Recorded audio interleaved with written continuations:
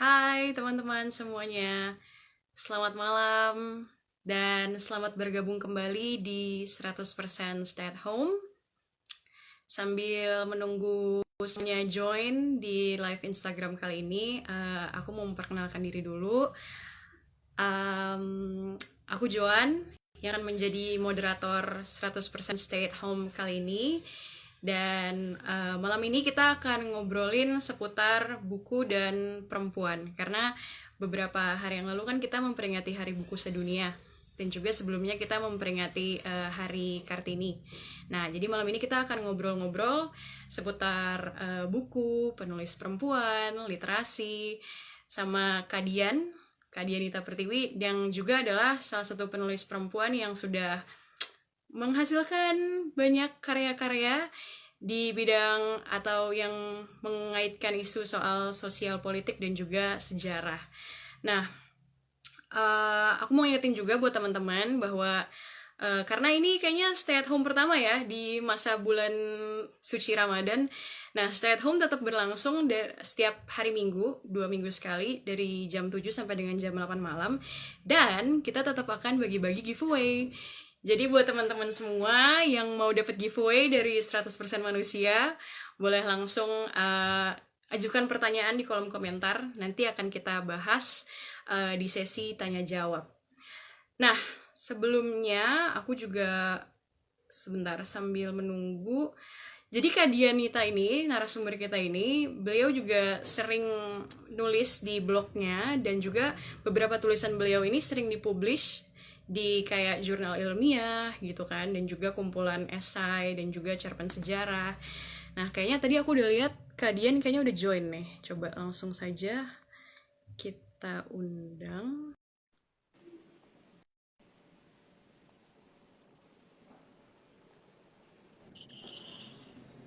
Halo Kak Dian, selamat malam. Malam Kak Joan, Suaraku bisa terdengar ya Kak? terdengar. Suaraku aman? Aman, aman. Nah teman-teman sekarang aku udah live barengan sama Kak Dianita Kusuma Pertiwi dan aku Joan yang akan menjadi moderator untuk kali ini. Cuma sebelumnya aku juga ingin mengucapkan turut berbelasungkawa ya buat Kak Dian karena baru dapat kabar duka juga dari salah satu rekan Kak Dian, penulis juga ya Kak di Lontar. Betul. Jadi, Mungkin Kak Dian mau mengucapkan sepatah dua patah kata? ya mungkin bisa untuk teman-teman yang di sini mungkin pernah mendengar Mbak Wikan Satriati. Beliau adalah seorang penulis buku anak dan juga bekerja di Lontar Foundation. Beliau baru saja saya dapatkan kabar, baru saja meninggal. Dan mungkin sekaligus saya mohon doanya dan saya juga berdoa semoga usaha dan kemudian semua kerja keras beliau selama ini di dunia perbukuan akan abadi. Terima kasih Mbak Jo. Amin, amin. Ya, oke. Nah, lanjut lagi. Kak Dian tapi sehat-sehat ya sekarang? Sehat, Kabarnya baik ya, Kak? baik. Betul. Kak Joan gimana? Nah, alhamdulillah baik juga. Nah, Kak Dian sebelum kita masuk ke pembicaraan yang lebih dalam lagi nih mengenai topik buku dan perempuan, mungkin Kak Dian bisa juga memperkenalkan diri dulu secara singkat dan aktivitasnya ngapain aja nih dalam belakangan ini. Oke, terima kasih. Mungkin beberapa dari kalian sudah membaca di postingannya dari 100% manusia. Kalau aku sendiri menulis kesibukannya saat ini dan sejauh ini sudah menerbitkan 4 buku.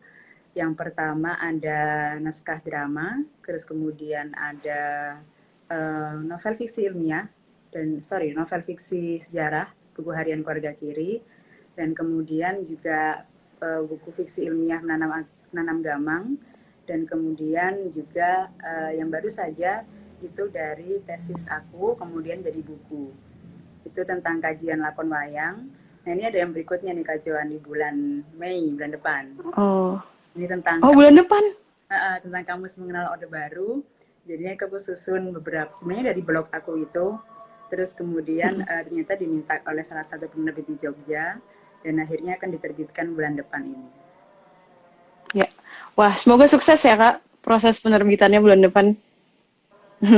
Nah, oke, kita sebelum masuk nih secara lebih dalam, aku mau tanya dulu, ini pertanyaan yang umum banget sih Kak Dian.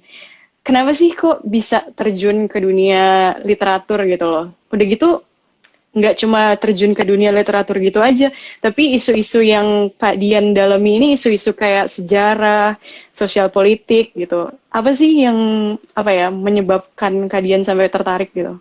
Oke, ini saya lagi ada back sound ya. Terdengar nggak? Nggak juga. Azan.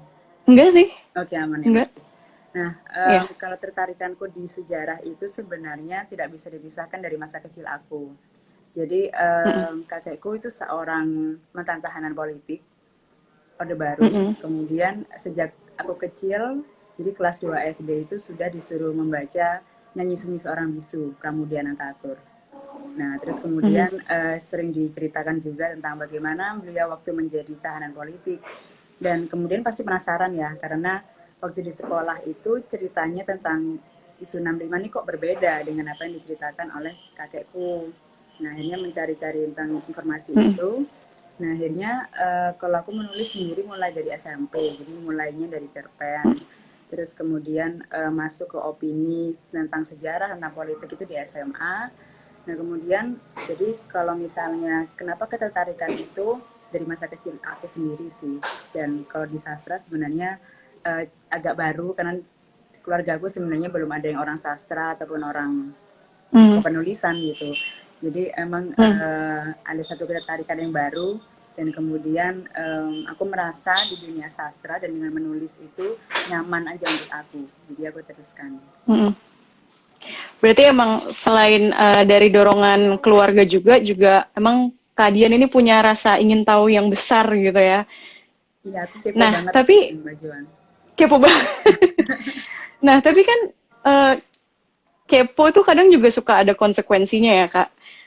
Maksudnya kayak pernah punya keraguan nggak sih atau rasa takut gitu ketika mulai mau terjun ngomongin soal isu sejarah dan sosial politik yang ya kadang kan sensitif gitu ya, apalagi kayak tadi kalian bilang mau nulis soal Orde Baru atau Orde Lama kayak gitu.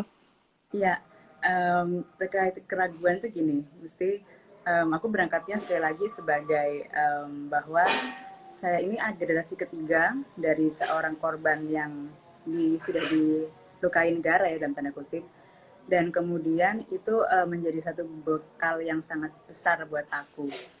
Nah, terkait ketakutan, tentu saja ada, walaupun untung sampai sekarang belum pernah dapat serangan secara langsung atau Mhm. persekusi dan jangan sampai. Tapi kadang-kadang juga kalau Iya. waktunya sedang digoreng ya kadang-kadang cemas juga.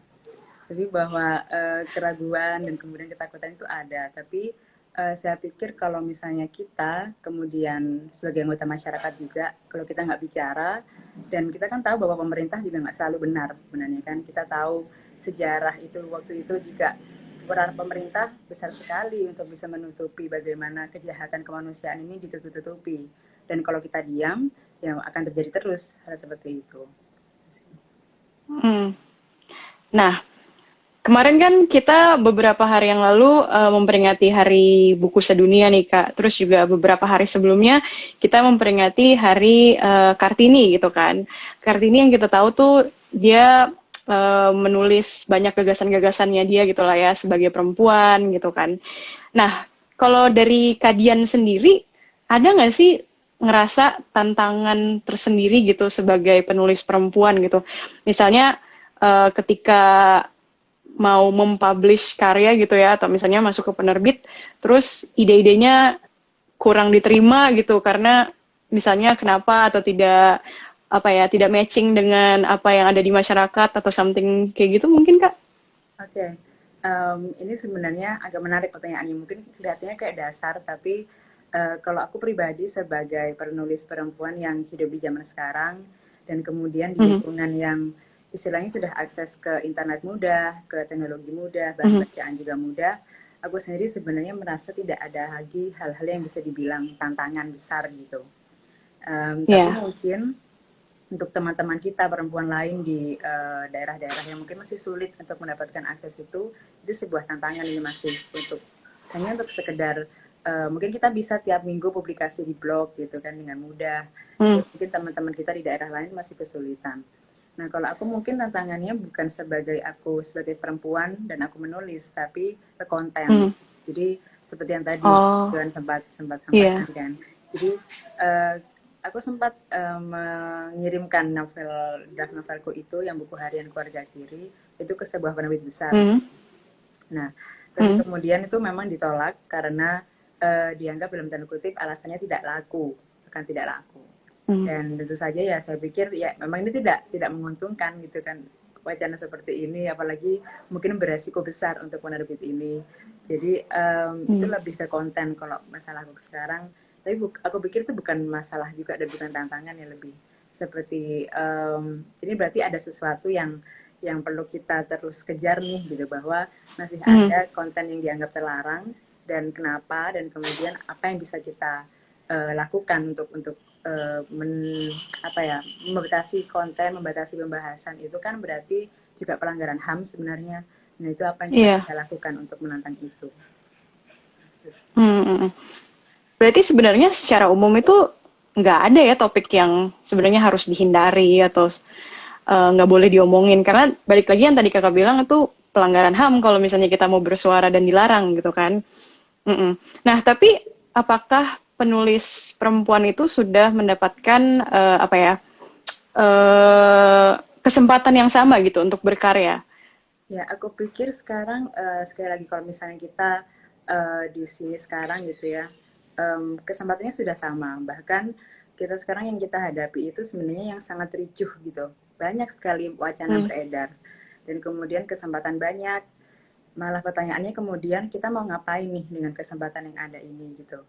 Nah, terkait Ah, topik iya. misalnya, kita bisa kok mengeksplorasi apapun, dan apa namanya, malah kalau misalnya kita jangan sampai membatasi diri kita sendiri untuk nggak membahas topik tertentu, karena kita nggak tahu kayak misalnya kemarin waktu aku setelah nulis buku harian keluarga kiri, kemudian menulis Menanam Gamang dari fiksi Mhm. sejarah ke fiksi ilmiah, itu banyak yang tanya kok bisa banting setir ke situ gitu kan. Nah, Hmm. sebenarnya ketertarikan aku di sains itu juga sudah cukup lama dari kecil juga. Nah, tapi kemudian aku baru menemukan cara untuk bisa menuliskannya itu baru sekarang gitu. Kalau misalnya aku membatasi diriku, enggak deh aku nggak akan nulis tentang ini gitu, itu tidak akan terjadi karya itu. Itu sih. Jadi memang jangan ada yang dibatasi juga dari diri kita. Iya ya, benar. Nah, kita udah mulai masuk nih ngomongin soal R.A. Kartini ya, Kak Dian. Eh, Kak Dian sendiri melihat sosok R.A. Kartini itu gimana sih? Ada nggak sih kira-kira sesuatu yang bisa kita pelajari gitu ya dari Kartini sebagai seorang penulis dan juga pemikir? Oke, ya terkait Kartini, aku selalu membayangkan begini, misalnya aku juga orang Jawa gitu ya, terus kemudian apalagi di saat itu, Kartini ini tinggal di suatu. Ya, teman-teman, kita tadi sempat terputus karena ada gangguan koneksi internet. Dan aku sekarang akan melanjutkan lagi, cuma masih menunggu dari Kadian ya. Teman-teman yang masih mau mengajukan pertanyaan seputar topik kita kali ini bisa langsung tulis di kolom komentar dan nanti akan kita bahas di sesi tanya jawab ya. Oke.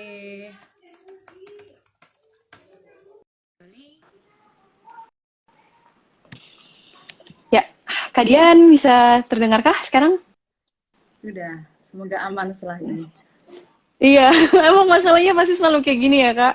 Betul. Masalah koneksi internet.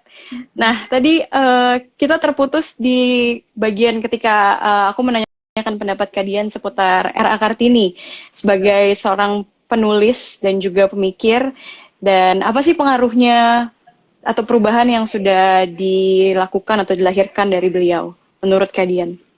Oke, jadi tadi aku sempat sampaikan tentang Kartini sebagai seorang perempuan Jawa gitu ya. Dan pada Mhm. saat itu kita tahu bahwa dia tinggal di lingkungan yang keraton, terus kemudian dia sangat dibatasi. Berbicara harus seperti ini, berpenampilan Mhm. harus seperti itu, semuanya diatur. Nah, kemudian saat membaca tulisan Nada Kartini itu yang aku sadari adalah dia menjadi seseorang yang fearless gitu. yang Iya. tidak ada rasa takut sepertinya. Dia mengkritik institusinya sendiri, dia mengkritik lingkungan kehidupan sekitarnya, dan itu sangat menarik menurut aku. Nah kemarin juga ini mungkin melompat sedikit tapi tentang Kartini. Jadi aku sempat baca sebuah artikel yang ini membandingkan Kartini dengan beberapa tokoh perempuan Indonesia yang lain. Seperti misalnya Martha Tiahahu atau Cut Nyak gitu. Mereka berdua ini kan terjun ke medan perang gitu kan ya. Kemudian Kartini tidak. Iya. Nah, Kartini kemudian penulisan ini mengkritik gitu. Kenapa sih sepertinya hanya Kartini nih yang dirayakan gitu namanya setiap tahun. Terus kemudian seperti dianggap pahlawan terus gitu, sementara perempuan yang lain tidak gitu. Nah, tentu saja ini pendapat boleh-boleh saja ya, tapi menurut saya kemudian membandingkan ini agak absurd gitu. Karena ini seperti sekarang mungkin ada yang membandingkan antara aktivis yang turun ke jalan dengan aktivis yang bergerak di pemikiran atau teori gitu. Iya. Kan? Jadi mana yang lebih berguna, mana yang tidak gitu. Nah itu agak absurd gitu menurut aku. Betul bahwa banyak tokoh perempuan kita yang pemikirannya menarik, yang perjuangannya hebat dan belum kita gali, dan itu tugas kita. Nah tapi menurutku satu hal yang dalam tanda kutip keunggulannya Kartini itu adalah karena dia menulis. Gitu. Nah jadinya seperti yang disampaikan Nyai Ontosoroh gitu ke Mingke. Dia bilang, aku mencintaimu karena kamu menulis dan kamu akan abadi, gitu kan. Dan itu emang ada benarnya, gitu. Saat Kartini menulis pada saat itu, kemudian sekarang kita masih bisa tahu pemikirannya seperti apa, bagaimana dia menjadi seseorang yang fearless, gitu, perempuan yang tidak tahu, tidak kenal takut, itu ya karena tulisannya. Jadi itu aku yang kupikir menjadi satu alasan kenapa perempuan, khususnya di kesempatan kali ini ya, karena kita membahas tentang buku dan perempuan, itu di setiap zaman itu perlu menulis gitu. Jadi menulis apa saja gitu, dan saya pikir itu kemudian yang akan membuat kita abadi dalam tanda kutip, walaupun mungkin secara fisik kita sudah tidak ada, tapi apa yang sempat kita pikirkan itu bisa diakses lagi oleh teman-teman atau penulis kita selanjutnya gitu. Betul. Nah, ini tadi ngomongin soal sosok perempuan yang perempuan Indonesia yang belum sempat terekspos gitu ya, karya-karyanya di Indonesia yang nggak terlalu banyak diomongin gitu. Kan Kak Dian juga terlibat aktif ya dalam ruang perempuan dan tulisan gitu kan, barengan sama penulis-penulis lain meneliti soal ini. Nah itu bisa Kak Dian ceritain sedikit nggak sih apa yang dilakukan Kak Dian dan teman-teman penulis lain di RPDT, dan juga ada nggak sih kira-kira sosok perempuan yang belum kita tahu gitu, misalnya siapa gitu? Oke, jadi Ruang Perempuan dan Tulisan itu di tahun 2018 kami ketemunya. Jadi ada seleksi, terus kemudian ada 10 perempuan penulis muda yang terpilih untuk meneliti 10 perempuan penulis di masa lalu yang sudah meninggal. Nah, jadi sistemnya kami masing-masing ini meneliti, terus kemudian di setiap minggu kami bertemu untuk presentasi. Dan luarannya adalah artikel. Nah, sepanjang perjalanan itu menarik karena ternyata itu tadi, banyak sekali ternyata tokoh-tokoh perempuan yang belum kita gali pemikirannya. Nah, aku sendiri meneliti tentang Calo Salawati Daud, yang mungkin kalau di beberapa literatur itu dikenal sebagai wali kota pertama Makassar. Nah, itu kemudian tapi banyak sekali hal-hal yang ternyata belum tergali. Jadi Salawati Daud ini, beliau hanya menulis non-fiksi sebenarnya. Jadi dia menulis artikel di surat kabar, dan tapi kemudian menarik bagaimana diketahui bahwa dia ini salah satu tokoh yang berhadapan langsung dengan Kahar Muzakar. Jadi dia melakukan diskusi tentang nasion, tentang konsep negara ini, dan kemudian juga pernah berhadapan langsung dengan Westerling.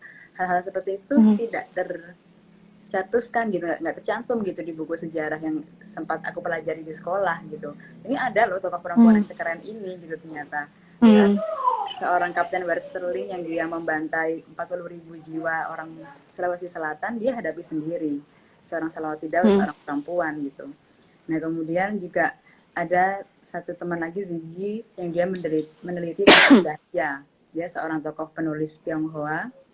Nah di situ saat dia ke perpustakaan dikasih tahu bahwa kita sebenarnya masih punya sekian puluh ribu penulis perempuan Tionghoa yang belum diteliti.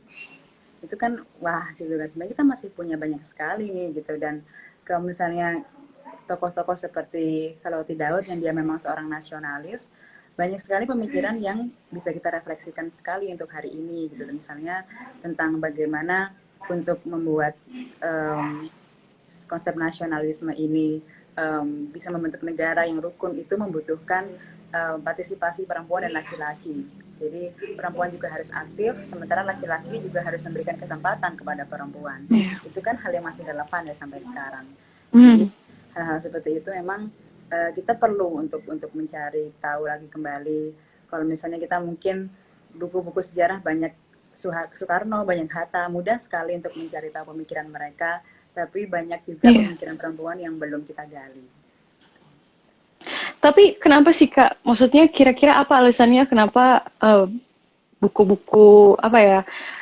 Kenapa kayak kita tuh tidak menyorot gitu loh sosok perempuan-perempuan lain itu. Kenapa kayak misalnya di sekolah kita cuma diajarin soal kayak pahlawan-pahlawan yang sudah apa ya familiar gitu.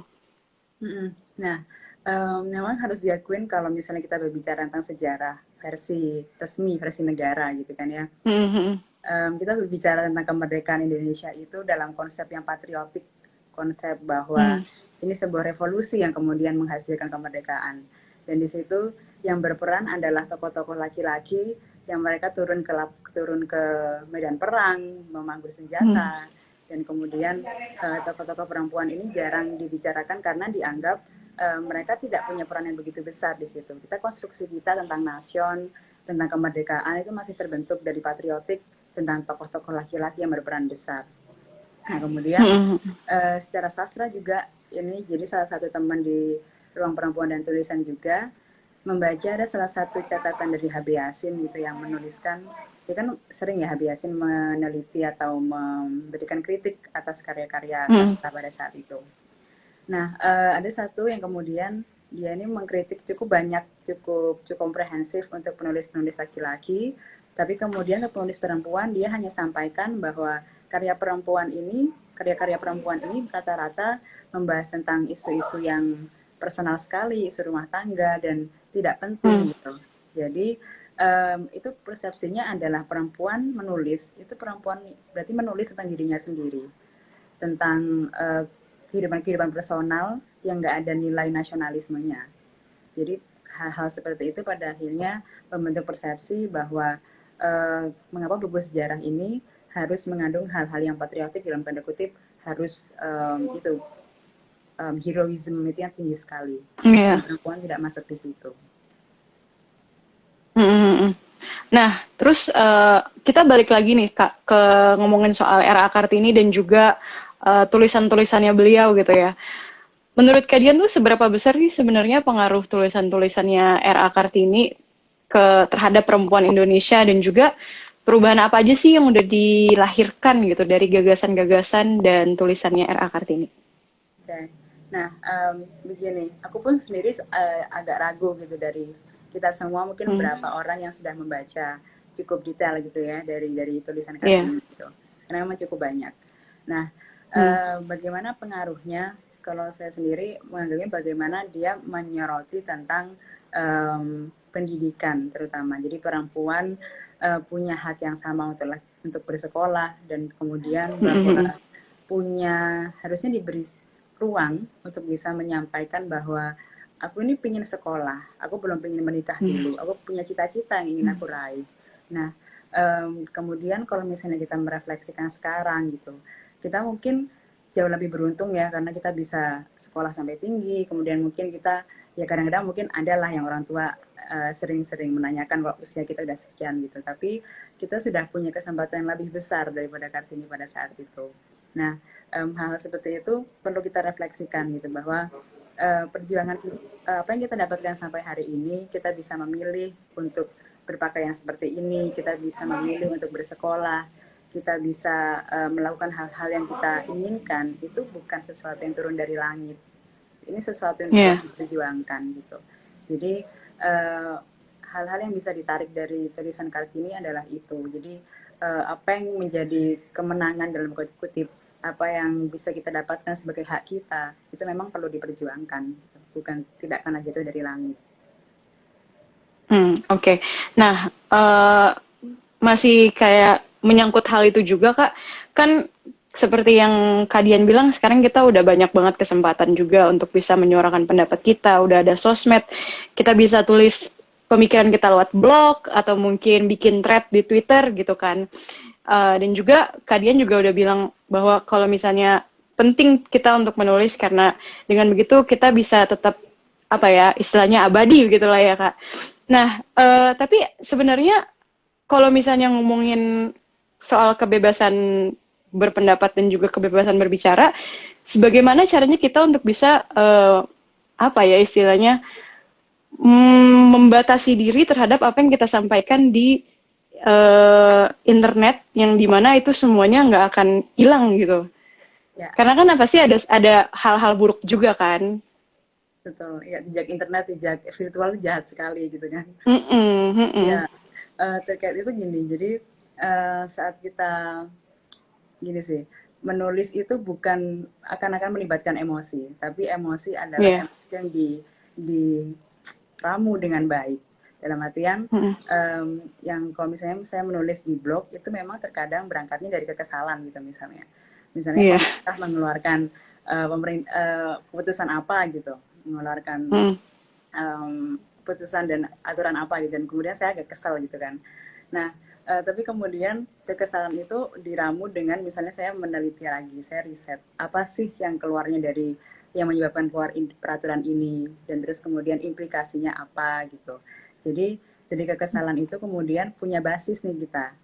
Basisnya adalah dengan riset. Nah, itulah yang kemudian jadi apa yang muncul di tulisan kita itu bukan sekedar emosi, bukan sekedar asumsi, tapi juga memang ada dasarnya kenapa kita berargumen seperti ini. Kira-kira kayak gitu sih.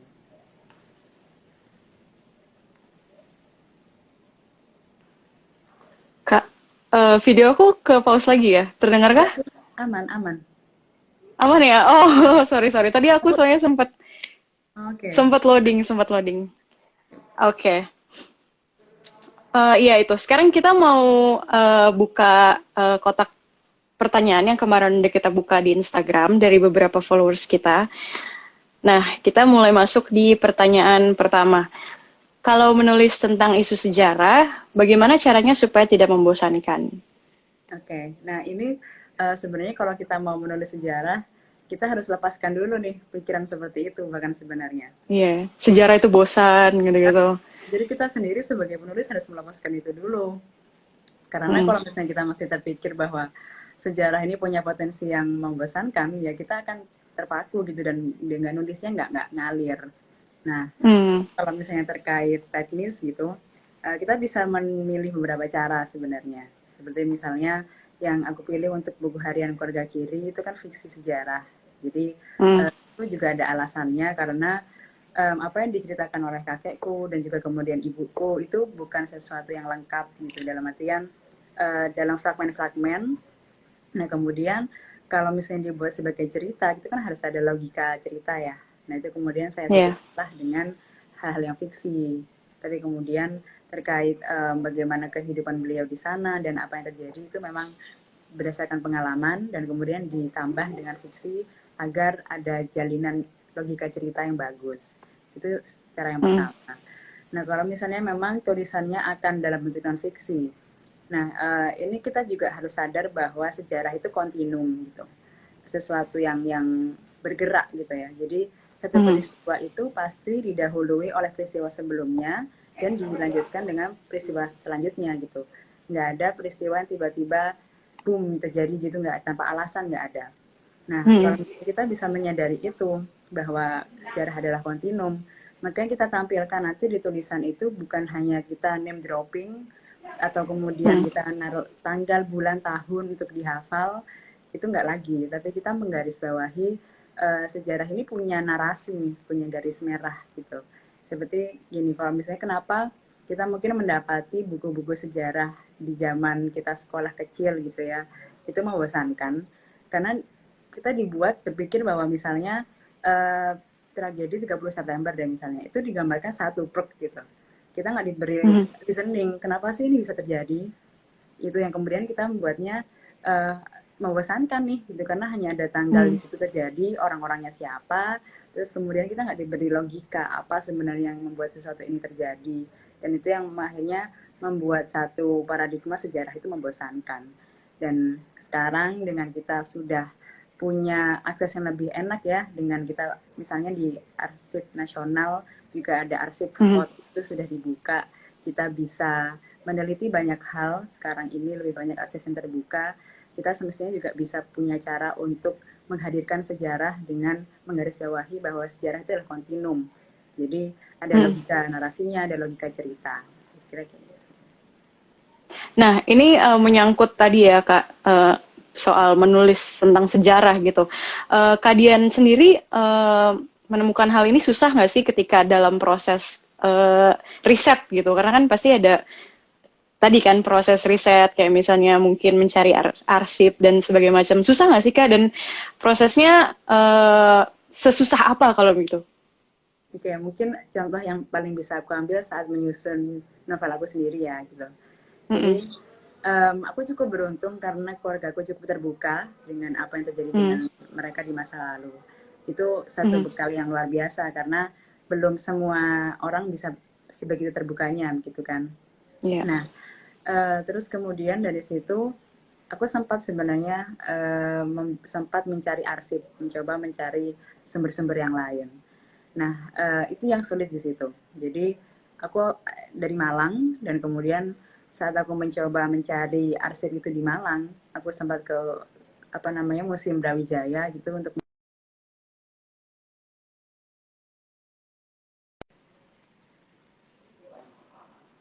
karena yang aku dapati itu malah arsip-arsip yang misalnya ada satu benda yang dipakai untuk membunuh seorang anggota PKI gitu, itu ditaruh di museum.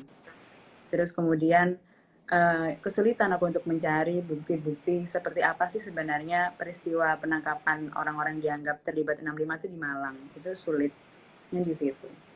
Nah, jadinya basis aku untuk menulis karya itu, buku Harian Keluarga Kiri ini, memang berbasis dari ingatan, dari memori yang disimpan oleh kakekku dan ibuku yang diturunkan kepadaku. Terus kemudian ada beberapa arsip seperti misalnya kartu pos dan foto gitu, karena kalau misalnya mencoba mencari keluar itu memang susah sekali. Dan mungkin yang kedua juga Salawati Daud. Nah, Salawati Daud itu juga agak sulit karena yang pertama beliau aslinya adalah dari Indonesia Timur. Jadi beliau lahir di Sangir Talau, Sulawesi Utara, kemudian ke Makassar. Baru kemudian setelah kemerdekaan baru ke Jakarta. Nah, arsip-arsip yang waktu itu yang sebelum dia ke Jakarta ini agak sulit. Jadi ada satu sebenarnya majalah yang dia sempat menjadi redakturnya, itu sampai hari ini belum ketemu, belum bisa kutemukan karena itu tadi aku sempat tanya temanku yang di Makassar, kemudian dia bilang di sini kemungkinan arsipnya tuh disimpan pribadi, nggak dikasihkan ke institusi arsip atau perpustakaan. Nah, hal seperti itu kan berarti aku harus butuh upaya yang lebih dekat nih untuk door to door mencari arsip gitu kan. Nah, itu masih akan menjadi proyekku untuk masa yang cukup panjang sih untuk itu. Iya ya, berarti memang cukup susah ya kalau misalnya udah mulai arsip-arsip yang disimpan pribadi, segala macam yang nggak dipublikasi. Nah, ini kita langsung lanjut ke pertanyaan kedua. Kak, saya mau mencoba menulis, tapi bingung dari mana. Lalu takut seandainya pikiran atau opini saya malah jadi kontroversi. Mohon pendapatnya. Oke, ini bagus dong kalau bisa kontroversi. Iya benar. Tapi maksudnya gini, kontroversi itu kan sekali lagi aku akan kembali bahwa kita ini wacana udah banyak sekali gitu kan, masing-masing dari kita dengan media sosial itu kita punya wacana masing-masing yang bisa disebarkan dengan mudah gitu. Nah, kontroversi itu kemudian kadang-kadang kebanyakan sekarang adalah karena dengan mudah menuduh seseorang atau kemudian berita kebohongan, itu kontroversi yang tidak baik gitu kan. Nah, kalau misalnya kita punya pendapat itu sebagai respons atas sesuatu. Nah, tadi aku sempat sebut tentang riset gitu kan ya. Nah, kontroversi itu kemudian kita harus punya basis. Jadi setiap argumen yang kita tuliskan, yang kita sampaikan, itu punya basisnya. Riset ini nggak harus yang kita kemudian baca buku-buku tebal gitu, nggak harus seperti itu juga kok sebenarnya. Jadi misalnya uh, misalnya kita mau menulis tentang kehidupan pekerja atau buruh masa kini gitu kan ya. Misalnya gimana sih kerja seorang social media managers gitu yang sekarang kan lagi banyak gitu kan. Nah kita nggak harus kok membaca bukunya gitu juga nggak. Kita bisa misalnya punya teman yang bekerja itu, kita tanyain gimana sih keadaanmu, apakah cukup sejahtera dan lain sebagainya. Dan itu bisa jadi tulisan. Jadi yang dibayangkan tentang riset itu sebenarnya tidak perlu sesuatu yang besar dan menjadi kutub buku gitu sih, enggak juga. Tapi itu memang penting sekali. Jadi saat kita punya pendapat sesuatu, kita mungkin punya respons atas sesuatu itu punya basis juga gitu. Dan mungkin kontroversi ini juga terkait dari apa ya, satu, aku pikir setiap orang itu apalagi penulis itu perlu punya posisi. Jadi misalnya mungkin sekarang kalau aku ngomongin ideologi itu agak usang ya, kita di zaman yang udah nggak pakai kata ideologi, tapi aku pikir perlu kalau misalnya kita punya satu standpoint di mana kita berdiri untuk merespon segala apapun. Misalnya ada orang yang kemudian menganggap bahwa aku pikir aku berdiri di titik aku anti kapitalis, oke gitu. Nah kemudian dari standpoint itu akan keluar saat kita merespon sesuatu, kita akan berdiri dari situ sama pemikiran kita, asalnya. Nah, terus kemudian akan didukung dengan riset. Kalau semisal kita nggak punya posisi, itu pasti di satu tulisan dan tulisan yang lain kita masih cenderung bias. Ada kemudian bias-bias di mana kita nggak tahu gimana kita akan memulai pendapat kita. Nah, jadi hal-hal seperti itu sih, mulai dari kita mengenal diri kita sendiri, kita gimana sih kecenderungan kita, posisi kita di mana gitu. Dan kemudian saat kita punya asumsi itu dibuktikan dengan riset, kira-kira kayak gitu. Jadi kalau mau kontroversi sekalian aja, tapi harus kuat gitu. Iya benar. Mungkin juga salah satu hal yang bikin orang-orang takut karena masalah keamanan juga kali ya, isu keamanan. Kalau misalnya kita mau berpendapat ini itu takutnya kepentok gitu istilahnya. Betul. Iya. Nah, terus lanjut lagi ke pertanyaan selanjutnya. Halo Mbak Dian, kira-kira lebih penting mana ya antara gemar membaca dan gemar menulis? Terima kasih. Oke. Jadi susah sih ya. Dalam artian gini, kalau misalnya kita berbicara tentang membaca dan menulis sebagai hal yang paling dasar gitu, sebenarnya itu kan termasuk dari cara-cara untuk kita menguasai bahasa gitu. Karena ada 4, dari kita mendengar, yang paling dasar itu sudah bicara, kemudian kita membaca dan menulis. Nah, membaca dan menulis ini kan memang 2 tingkatan yang lebih tinggi daripada mendengar dan berbicara. Jadi memang perlu dilatih gitu kan. Saat kita mungkin waktu kecil bisa membaca sehari mungkin 1 buku anak gitu, dan kemudian seiring berjalannya waktu kita mungkin sehari bisa ngabisin 1 novel gitu. Dan dengan cara pengertian kita bisa memahami cerita dengan lebih baik. Nah, kalau misalnya kita bicara tentang mana yang lebih penting gitu, membaca itu kan semacam input ya, kita mendapatkan input tentang orang lain berpendapat seperti apa, terus kemudian situasi di luar ini seperti apa yang dipotret oleh orang lain. Nah itu kemudian kalau menulis kita berproduksi, kita mengeluarkan pengetahuan, kita menyampaikan pendapat kita. Nah kalau misalnya itu nggak imbang nih, misalnya kita kebanyakan membaca tapi nggak mau menyampaikan apa yang kita ketahui, gitu. Kan itu juga egois juga ya gitu. Sementara kalau misalnya kita produksi terus nih, kita banyak bicara, kita banyak menulis, tapi kita nggak dapat input, ya pasti sampah gitu mungkin omongan kita gitu, karena kita nggak mempertimbangkan pendapat orang lain gitu, basis pengetahuan kita juga sedikit. Jadi kalau mana yang lebih penting, dua-duanya harus seimbang aku pikir. Jadi saat kita menerima input dan mengeluarkan output itu harus seimbang gitu. Seimbang ya, memang semua salah satu yang berlebihan itu tidak baik ya Kak. Betul sekali. Nah ini lagi lanjut pertanyaannya, hal apa yang paling menyenangkan dalam menjadi seorang penulis? Oke, ini mungkin jawabannya beda-beda ya di setiap orang. Iya. Tapi aku sendiri mungkin seperti Kartini sih, aku mungkin merasa aku sebenarnya bukan orang yang terlalu nyablak Mm-mm. di lingkungan saat misalnya di setting terutama saat bicara dengan orang banyak gitu. Jadi dalam belakang kepalaku itu selalu banyak hal yang membatasiku untuk nyablak untuk banyak bicara. Nah, Mm. jadinya saat menulis itu bedanya adalah aku merasa itu seperti ruang yang bebas sekali yang bisa aku selami gitu sampai ke sudut-sudutnya. Jadi saat menulis itu aku bisa mengutarakan apa hal-hal yang tidak bisa aku sampaikan saat aku berbicara. Iya. Jadi aku merasa kesenanganku dengan menulis adalah aku mendapatkan kebebasan itu yang tidak aku dapatkan saat aku berhadapan dengan orang lain secara tatap muka begini. Karena menulis kan aku akan sendirian, terus Mm-mm. kemudian berhadapan dengan monitor komputerku dan itu aku merasa sangat bebas gitu untuk menyuarakan apa yang dalam kepalaku. Bebas berekspresi intinya ya dengan menulis, Kak. Mm-mm. Nah, ini pertanyaan dari aku nih, Kak. Eh, kan kita memang apa ya, sudah istilahnya udah lebih baik lah dari masa lalu gitu ya. Kita sekarang udah bisa mendapatkan pendidikan yang lebih tinggi juga buat bagi para perempuan gitu kan.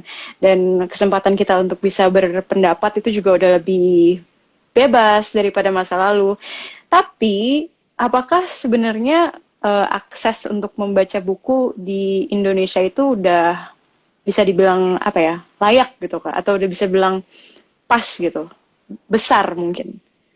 Oke, ya sebenarnya gini, akses itu kita bicara mungkin dengan event atau uneven ya, apakah itu didistribusi dengan baik atau tidak gitu. Hmm. Nah, akses yang sekarang ini aku pikir toko buku memang belum terlalu banyak dalam artian kita masih oke yang di kota-kota besar mungkin bisa dengan mudah gitu kan ya. Tapi di kota besar pun topologi masyarakatnya beda-beda. Ada yang bisa Iya. membeli dengan buku dengan mudah nih. Ada juga bahkan mungkin tetangga kita susah loh untuk sekedar mendapatkan buku gitu. Nah ini kan berarti ada distribusi yang tidak rata gitu, yang berhubungannya dengan kelas, dengan apa namanya kemampuan ekonomi.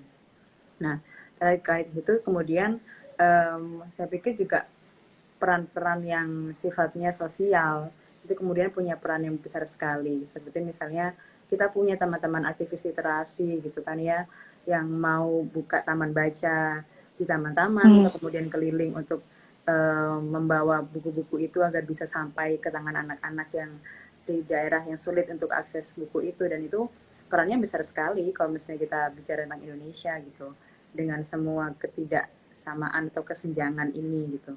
Jadi apakah kalau misalnya ditanya apakah sudah baik atau tidak, ya memang masih PR kita masih jauh banyak sekali gitu, dan aku pikir kita semua punya peranan gitu dalam artian kita kok bisa sederhana misalnya kita beli buku terus kemudian kita bisa beli dua kalau misalnya kita punya cukup kemampuan terus kemudian menyumbangkannya gitu. Hal-hal seperti itu mungkin Hmm. sederhana, tapi distribusi pengetahuan itu dimulai dari hal-hal yang kecil sebenarnya. Iya, iya. Iya, karena aku juga ngerasanya kayak gitu sih, Kak. Maksudnya kayak kalau misalnya untuk apalagi yang kayak di daerah gitu kan. Mereka yang akses pendidikannya belum merata, nggak seperti kayak kita di kota gitu sebenarnya kasihan juga gitu kan. Betul, Nah, betul. terus masih ngomongin soal penulis nih, Kak. Kita balik lagi ke Kadian gitu ya sebagai seorang penulis. Eh, ada nggak sih salah satu penulis yang paling banget menginspirasi Kadian dalam karya-karya yang Kadian lahirkan selama ini? Oke, mungkin ini bisa dibilang karena kesalahan kakekku sih ya, karena ya aku buku pertama kemudian diberi adalah bukunya Pram gitu kan, yang dimana aku adalah gitu, dan kemudian disuruh baca buku Pram, tentu saja tidak paham, tentu saja kesulitan untuk memahami ini apa maksudnya gitu, tapi aku pikir itu benar-benar memberikan satu satu jejak yang luar biasa gitu buat aku. Nah kemudian tentang pemikiran dia bahwa penulis itu harus punya komitmen sosial, menurut Pramudia itu sesuatu yang menjadi yang apa ya, menempel gitu di kepala aku, bahwa ya penulis harus memang punya komitmen sosial, bahwa yang dia lakukan itu adalah for the people gitu. Jadi dia tidak onani dalam berkarya itu. Jadi ada sesuatu yang dia lahirkan dan pemikiran itu adalah untuk masyarakat ini. gitu. Jadi kalau misalnya ditanya, mungkin ya ini terdengar agak klasik, agak agak kayak alah pram gitu kan, itu udah overrated Iya. gitu kan ya. Tapi mungkin tapi that's the thing gitu, maksudku karena aku saat kecil paparannya itu, jadi pada akhirnya itu seperti pintu gerbang aku menemukan sastra Indonesia, menemukan sastra bahkan. Jadi itu meninggalkan satu jejak yang luar biasa untuk aku. Jadi Pramudia anak Kalau aku. kalau penulis luar negeri, Kalau penulis luar negeri Virginia Woolf. Ya, kenapa? karena Virginia Woolf itu aku merasa bisa dekat sekali dengan karyanya, dalam artian secara teknis Relate juga to. dia menarik. Dia punya cara-cara yang bagaimana dia menggali psikologi dari tokoh-tokohnya itu tanpa misalnya kita sering penulis-penulis itu kan menggunakan dialog yang muncul dari dirinya sendiri. Itu kan memudahkan ya untuk menggali, oh berarti misalnya aku tokoh A, aku menggunakan eh, kata ganti aku, kemudian aku bilang aku berpikir bahwa besok akan datang hujan gitu. Itu kan terbaca sekali ya, gampang dengan mudahnya kita bisa mengetahui.